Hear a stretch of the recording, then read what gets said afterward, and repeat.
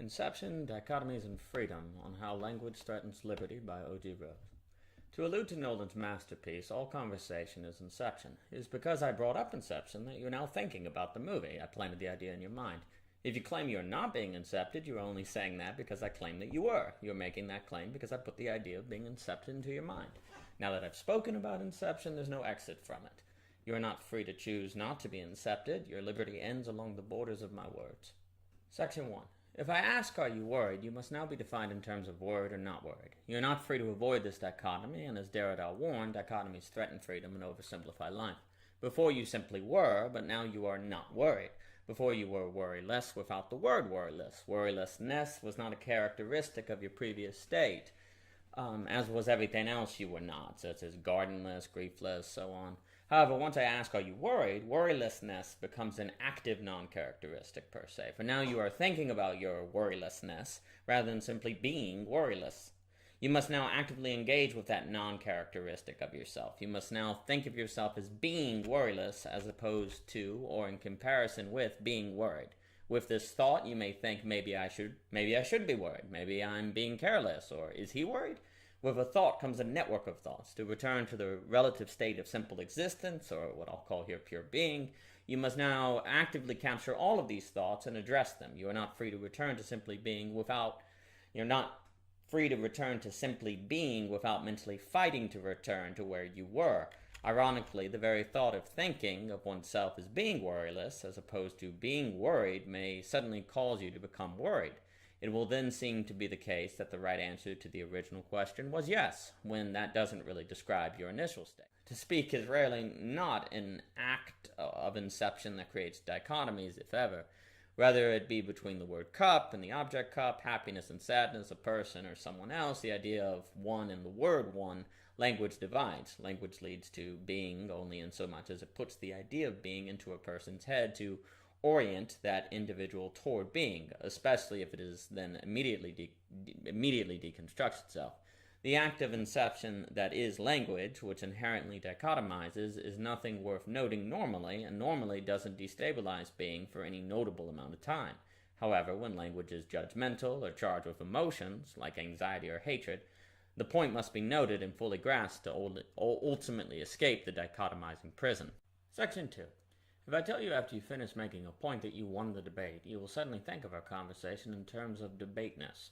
You may then reply, I was just talking, irritated. With my words, I planted the thought of our conversation being a debate via inception, making you irritated. The irritation arises because you have been thrust without consent into a dichotomy. I have split you without permission. Despite what seems right, you shouldn't define the previous exchange in terms of not being a debate. Rather, you should simply accept it for what it was. Rather than redefine it, you should simply remain open to it. If you ask me to get your keys and ask, do you mind, I now think of myself as wanting to get your keys as opposed to not wanting to get them versus simply doing it. This transforms how I see the act. I'm now thinking of it in dialectical terms of an act I want to do versus an act I don't want to do, when before I may have simply done it without this added complexity, which brings with it an emotional dimension. I would have been better had you simply asked, will you get my keys, let me answer yes, and left it at that. If after I get your keys you say, sorry for asking you to do that, I can then think of our exchange in terms of an apology versus task complete. Freedom within dialectics is free in some regards and not in others. When someone asks, are you worried, you are free to capture your thoughts and return to a state of simple existence, but you aren't free to return to that state without doing anything about it. You are free to choose to embrace the dichotomy and accept worrylessness as opposed to simply existing, but you are not free to choose whether or not that dichotomy is incepted to you in the first place. The very fact that to speak always risks the freedom of being is one reason why wisdom is heavily associated with knowing when and how to talk. Of course, the one who asks, are you worried, would only do so if the person believed that this question was worth asking at the time. Yet, recognizing the gravity of words and how they inherently divide beings from purity, freedom, whenever they are uttered, will help one think twice before asking questions. Whether or not it is indeed worth asking will ultimately be up to the person. Since all speech seems to create dichotomies, listening is very hard. It is hard to think about what a person is saying beyond the dichotomies those words fashion, for words and even thoughts are inherently dichotomizing. Irritations, misunderstandings, losses of freedom and so on, that are the result of dichotomization are magnified if the dichotomies are embraced. If, for example, a person accepts the dichotomy of right and wrong rather than simply the truth, the person will either think of themselves as right, which may give rise to arrogance, or wrong, which may give rise to self-degradation. Also, an embraced dichotomy preserves the loss of liberty and separation from being. If there is always a right and wrong, truth will be in jeopardy. If at no point right stands alone, right never converges with existence, and right is rendered arbitrary. Lastly, right and wrong are words that carry emotional weight, and whenever the dichotomy of right and wrong is thrust down upon a conversation, it becomes more difficult to listen and for the conversation to deconstruct itself back into being. Though the construction of a wall down the middle of a country doesn't necessitate its division, it makes unity harder. At the same time, without walls and borders, it can be hard to tell who is who and who is unified. Fear is a reason humans stray from being, and words are a vehicle through which worries are made tangible. Words are also through which the world, you and I, are made tangible. Without words, thingness would be indefinable. Words like free will are a blessing and a burden. Without the necessary fall brought on by words, being would be indefinable from nothingness. Yet, with words, humans are able to press upon the world emotions like fear and anxiety, which unto the world lack reality. There is nothing to fear about a snake insomuch as it is a snake. The fear emerges when a person thinks or says it's a snake. For such an act triggers an individual's consciousness to associate snake with poison, danger, and so on. Fear, worry, and discrimination arise within people, not the world. They are non-beings unto themselves. Because of words, humans can orient themselves toward non-being, but because of words, there is a meaningful difference between non-being and being, making the embrace of being good. The more a person can control his or her tongue to resist the urge to voice fears, worries, and various discriminations, the more humans shall exist in simple existence, transcendent of dichotomies.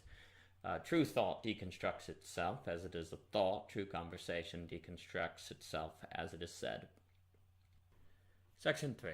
Though dichotomy-based thinking threatens freedom, the worst is arguably discrimination. Often resulting from insecurity, worry, and or fear, discrimination is a dichotomy based on variables outside an agent's control. If I think I'm better than you because my great-grandfather was a president, I am discriminating.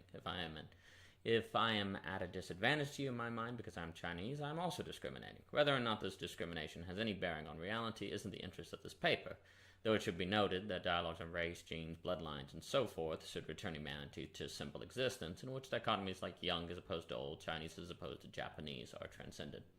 Discrimination is an opposite of freedom. To define oneself or another by what is outside the agent's control is to belittle the freedom of that agent. If I am told your father is a great man and I think I am great consequently, I belittle my agency. I should be proud of my father, but I must be careful to keep that emotion from defining my identity. If someone says you're white, you must now think of yourself as white as opposed to Middle Eastern, Russian, and so forth, before you simply were. This is the reason why it is so difficult to answer a question like what is whiteness. The answer should be inclusive, yet there is an inherent dichotomy at the question's center, and any answer to the question must divide a being from being. Of course, acknowledging whiteness or any race is valuable and even necessary to determine how and why a given people has garnered advantages, been mistreated, and so forth. But this practice will be of greater use if the dialogue ultimately deconstructs itself. If the endeavor never does, and if the dichotomy is preserved, it may have been better if the question was never raised. Colorblindness doesn't seem to be the answer, but discussions of color that lead to dichotomies being undeniable, universal, and inescapable are problematic. All dialogues that preserve such associational complexes should probably end regardless of their intent. The solution is to encourage people to actually see reality, which includes racial realities, past all their associational filters. Of all the tasks humans are responsible, seeing what's in front of them is one of the hardest. Section 4. Joy and fulfillment in life are tied to what one can control and accepting what one cannot. I will not achieve joy and fulfillment by relishing in the accomplishments of those who share blood with me, nor will I ultimately lose joy and fulfillment because of the failures of loved ones. How I feel I have lived my life will likely be determined by whether I embrace liberty and to what degree. Avoiding dichotomies, and especially discrimination, is of the utmost importance in achieving liberty, as is speaking only when it orients me toward being. This doesn't mean I shouldn't think or speak, only that I should do so aware that I am fallen or divided from being, which will keep me from embracing dichotomies. Recognizing my fallen and split situation, I can know how, when, and why to speak, and in doing so, work to simplify life down to its unalienating and joyful essence. Of course, I cannot avoid inception, as I cannot avoid falling into dichotomies. To speak is to be human, But to speak is to deviate from being. Humanity is an irony, all are fallen. However, dichotomies I couldn't have avoided, such as those incepted into me, are not the ones that will ultimately be difficult to overcome, or those by which I will ultimately judge the quality of my life. Rather, it is the dichotomies I could have avoided, which are self-imposed, or that I impose on others, that I will likely regret and that will be difficult to live with. All can be forgiven, of course, but likely only if a person realizes her fallenness. In closing, yes, I planted the idea of being incepted into your mind, and along with the dichotomy of words. You would have never known about them had it not been for me bringing them up. Once you lived apart from this knowledge, yet this very realization that is intended to free you into being has brought about a further inception and dichotomization. I have seized the opportunity to be ironic afforded to me by realizing the inceptive nature of language, and through it caught you in a bind. But this is a bind you were always caught in. I simply pointed it out to you. I have taken your liberty so you may live free, so now, where blissful ignorance lost, it is up to you to decide what you will do.